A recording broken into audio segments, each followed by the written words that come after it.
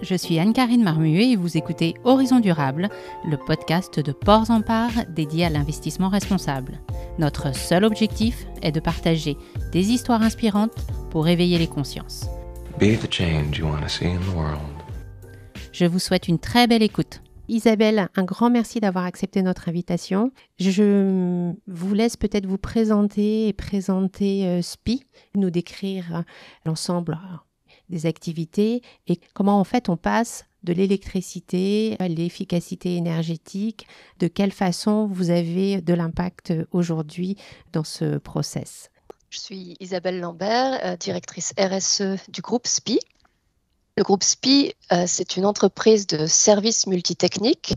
Nous avons à peu près 48 000 employés en Europe occidentale, France, Grande-Bretagne, Allemagne, Europe centrale, Suisse, Pays-Bas, dont le métier est d'être des énergéticiens, des électriciens, des climaticiens au service de la transition énergétique et de la transition numérique de nos clients. On est au service de quasiment tous les secteurs industriels, avec une certaine prépondérance tout de même pour le secteur énergétique. On parle beaucoup aujourd'hui de la taxonomie européenne. Peut-être je vous laisse redéfinir ce que veut dire taxonomie européenne et ensuite expliquer quelle est cette part de chiffre d'affaires qui répond à cette norme. Alors pour remettre la taxonomie européenne dans le contexte, ça fait partie de la feuille de route stratégique de l'Union européenne pour mettre en œuvre ce qu'ils ont appelé le Green Deal. La transition écologique de ce continent doit s'accompagner d'un fléchage des investissements vers des activités plus écologiques qui vont permettre d'assurer la transition énergétique du continent. Donc la taxonomie, c'est véritablement un dictionnaire, activité par activité, qui comprend des critères de performance technique et également des garde-fous en termes sociaux pour qualifier une activité de verte ou de non verte. Ce référentiel est totalement binaire, c'est-à-dire que si vous respectez à la fois les critères techniques de performance écologique et les critères sociaux, vous pouvez être vert, mais si vous êtes juste en dessous du seuil, par exemple, vous n'êtes pas vert. Chez vous, quel genre d'activité répond ou ne répond pas justement à cette norme ? Alors nous, ça fait 3 ans qu'on le mesure dans notre groupe. On l'a fait en avance de phase par rapport à l'obligation réglementaire. Aujourd'hui, on a 42% de notre chiffre d'affaires qui répond totalement aux critères, essentiellement sur les piliers d'efficacité énergétique pour 22% de nos activités. Avant toute chose, efficacité énergétique dans les bâtiments.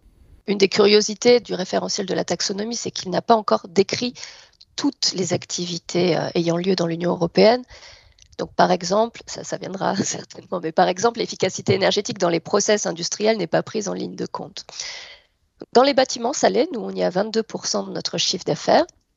Je vais vous donner un critère de performance qui s'applique dans ce secteur-là. Par exemple, quand on fournit des services électriques dans un bâtiment neuf, il faut que ce bâtiment ait une performance énergétique, en termes de kilowattheure au mètre carré, qui soit de 10% meilleur ou supérieur au seuil qui régule la performance énergétique des nouveaux bâtiments dans ce pays. En France, par exemple, on a la RE 2020, eh bien, il faut qu'on soit 10% meilleur que la RE 2020. Pour la rénovation énergétique, il s'agit de prouver que nos services contribuent à améliorer la consommation énergétique des bâtiments après rénovation d'au moins 30%. Voilà des exemples de critères techniques. Donc ça, c'est le premier pilier sur lequel on est positionné. Ensuite, on réalise aussi notre performance verte au sens de la taxonomie en accompagnant la transition énergétique dans le sens mix énergétique. Et là, notre principale contribution, c'est l'extension ou la rénovation du réseau électrique. En Allemagne, nous sommes les premiers acteurs qui permettent aux énergies renouvelables que l'Allemagne développe rapidement depuis quelques années, d'être intégrés au réseau électrique.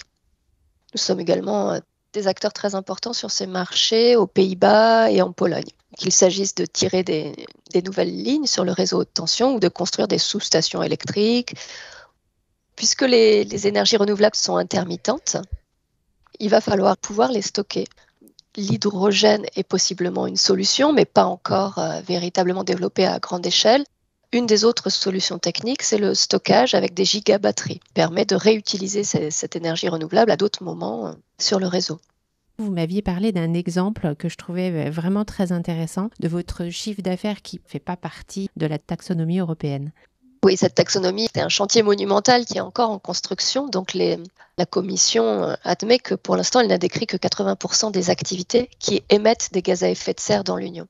En ce qui concerne l'éclairage, aujourd'hui, la taxonomie considère que changer une ampoule standard dans un bâtiment par une ampoule LED, c'est vert, quasiment par défaut, il y a quelques critères techniques, mais le faire sur la voie publique où il y a des investissements monumentaux à mener, et aujourd'hui, avec la crise actuelle et les efforts de sobriété qui sont demandés, eh bien, ce sont des investissements véritablement très intéressants à mener avec des retours sur investissement très rapides. À chaque fois, ça permet d'économiser entre 50 et 70% de l'énergie. Pour autant, ça n'a pas été décrit dans le référentiel. Donc, nous, on ne peut pas les compter dans nos 42% de chiffre d'affaires vert. Vous avez défini une feuille de route à horizon 2025. Est-ce que vous pourriez me détailler les différents objectifs que vous vous êtes fixés, qui sont d'ailleurs très ambitieux ? Notre métier, c'est de vendre de l'efficacité énergétique ou de la maîtrise des consommations. Eh bien, le premier objectif, celui qui est un objectif d'impact pour la société, c'est de faire croître notre chiffre d'affaires vert. Et pour cela, on a pris le référentiel, quoique imparfait, de la taxonomie, parce que c'est celui qui va être le plus amplement partagé et comparable entre les sociétés dans les années à venir. On s'est fixé l'objectif d'atteindre au moins 50% de notre chiffre d'affaires en 2025 comme étant parfaitement aligné sur les objectifs climatiques de la taxonomie européenne.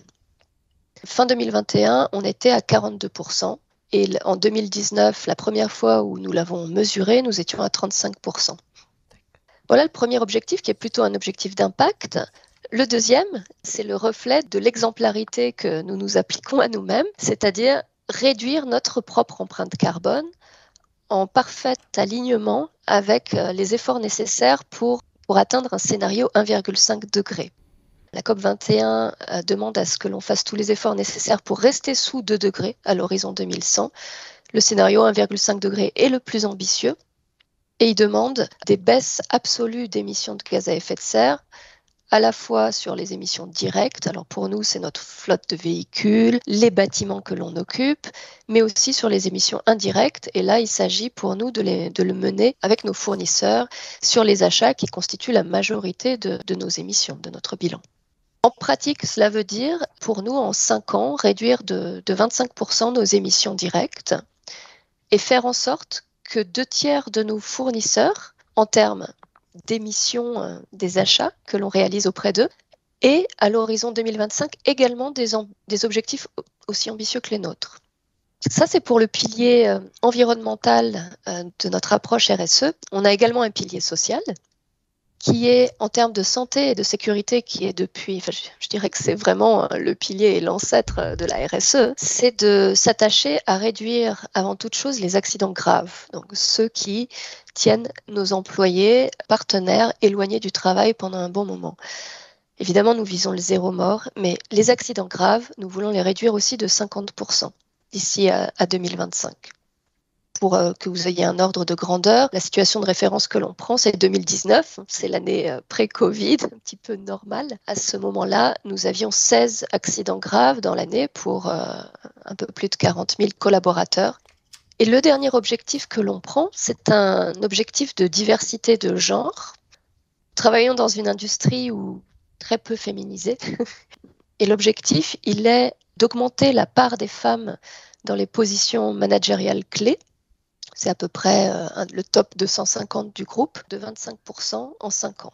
On partait d'une situation de référence où on était à 16% de femmes dans les positions managériales clés, quand dans l'effectif total du groupe, nous sommes à 13%.